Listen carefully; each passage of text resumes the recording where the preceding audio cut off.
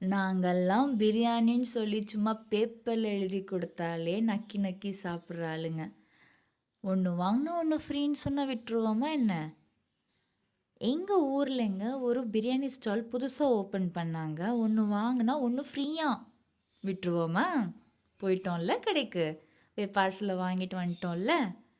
வந்து ஒரு பிளேட் எடுத்து சரி பிளேட்டிங் பண்ணலான்னு ஒரு டப்பாவ எடுத்து கமுத்தி போட்டு, அங்கங்கே இருக்கிற அந்த சிக்கன் பீஸ் எல்லாத்தையும் ஓர்சல் பண்ணி, ஹைலைட்டருக்கு நம்ம முட்டைய முன்னாடி ஃபிக்ஸ் பண்ணி, மேலே சில்லி சிக்கனை கவுத்திட்டு, அண்ட் அந்த ராய்த்தாவை சைடில் பூச்சு வேலை பண்ணி பூச்சு பண்ணி, சரி பிஸ்மில்லான்னு ஆரம்பிச்சிட்டோங்க.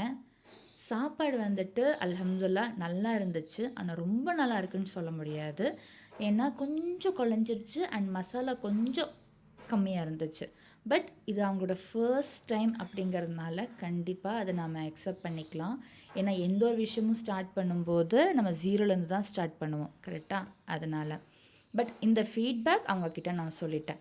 ஸோ டேஸ்ட்டு நீ கொஞ்சம் என்ஹான்ஸ் பண்ணால் சூப்பராக இருக்கும். பட் இது ஓகே அல்ஹம்துலில்லாஹ் அப்படின்னு சொல்லியாச்சு.